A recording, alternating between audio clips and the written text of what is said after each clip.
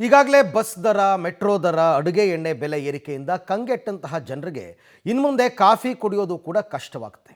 ಯಾಕೆ ಅಂತಂದರೆ ಕಾಫಿ ಪುಡಿ ಬೆಲೆ 1000 ರೂಪಾಯಿವರೆಗೆ ತಲುಪಿದ್ದು ಕಾಫಿ ಪ್ರಿಯರ ಜೇಬಿಗೆ ಈಗ ಕತ್ತರಿಯನ್ನು ಹಾಕ್ತಾ ಇದೆ. ನೋಡಿ. ಕಾಫಿ ಪ್ರಿಯರಿಗೆ ಶಾಕಿಂಗ್ ನ್ಯೂಸ್. ಬಾಯಿ ಸುಡಲಿದೆ ಕಾಫಿ ಬೆಲೆ.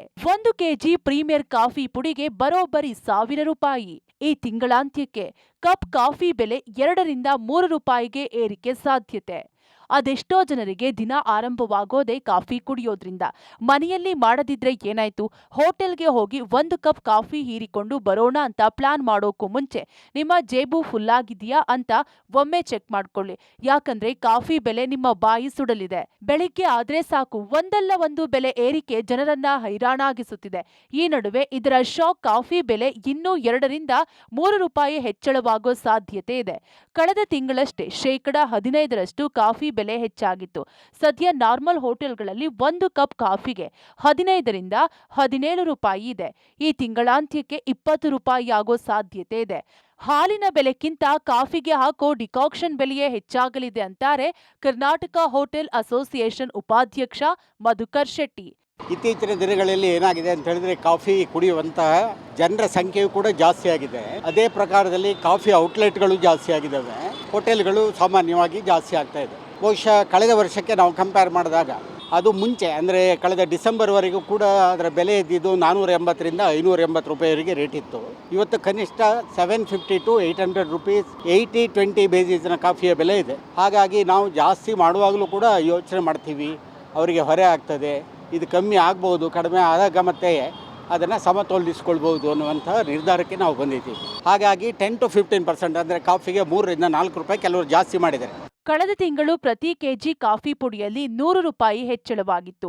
ಇದೀಗ ಮಾರ್ಚ್ ಈ ತಿಂಗಳ 1ರಿಂದ ಮತ್ತೆ 1 ಕೆಜಿ ಕಾಫಿ ಪುಡಿಗೆ 100 ರೂಪಾಯಿ ಹೆಚ್ಚಾಗಿದೆ. ಹೀಗಾಗಿ 1 ಕೆಜಿ ಪ್ರೀಮಿಯರ್ ಕಾಫಿ ಪುಡಿಗೆ 900 ರಿಂದ 1000 ರೂಪಾಯಿ ಆಗಿದೆ. ಈ ತಿಂಗಳ ಅಂತ್ಯಕ್ಕೂ ಮತ್ತೆ 100 ರೂಪಾಯಿ ಹೆಚ್ಚಳವಾಗೋ ಸಾಧ್ಯತೆ ಇದೆ. ಕಾಫಿಗೆ ಎಷ್ಟು ಪ್ರಮಾಣದಲ್ಲಿ ಚಿಕೋರಿ ಸೇರಿಸುತ್ತಾರೆ, ಅದರ ಮೇಲೆ ಕಾಫಿ ಪುಡಿ ಬೆಲೆ ನಿರ್ಧಾರವಾಗಲಿದೆ. ಅದರಲ್ಲಿ ಅರೇಬಿಕಾ ಕಾಫಿ ಬೆಲೆ ಹೆಚ್ಚಾಗಿದೆ.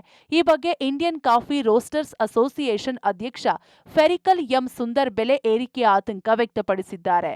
ಅಲ್ಲ, ಈ ಮಾರ್ಚ್ ತಿಂಗಳಿಗೂ ಆಮೇಲೆ ಜನವರಿಯಲ್ಲಿ ಒಂದು ಸತಿ ಹೈಕ್ ಮಾಡಿದ್ವಿ. ಯಾಕಂದರೆ ಕಳೆದ ಸತತ 1 ವರ್ಷದಿಂದ ಪ್ರತಿದಿನ ಪ್ರತಿ ವಾರನೂ ಕಾಫಿ ಬೀಜದ ಬೆಲೆ ಜಾಸ್ತಿ ಆಗ್ತಾನೇ ಇದೆ.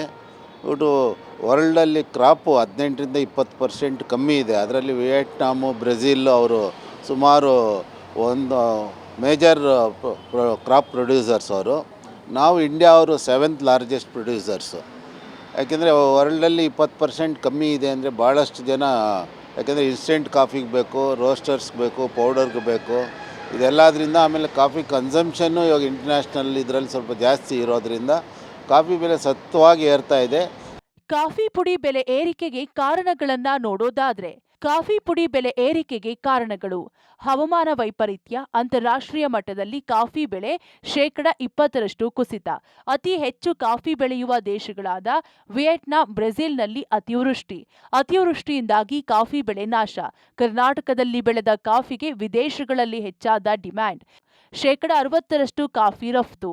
ಒಟ್ಟಲ್ಲಿ ಕಾಫಿ ಪುಡಿ ಬೆಲೆ ಹೊಸ ಬೆಲೆ ಬರೋವರೆಗೂ ಮೇವರೆಗೂ ಕಡಿಮೆಯಾಗೋ ಸಾಧ್ಯತೆ ತೀರಾ ಕಡಿಮೆ ಇದೆ ಎನ್ನಲಾಗಿದೆ. ಜೊತೆಗೆ ಮುಂದಿನ ದಿನಗಳಲ್ಲಿ ಹೋಟೆಲ್ಗಳಲ್ಲಿ ಕಾಫಿ ಬೆಲೆ ಹೆಚ್ಚಾಗೋ ನಿರೀಕ್ಷೆ ಇದೆ. Aruna, public TV, Bengaluru.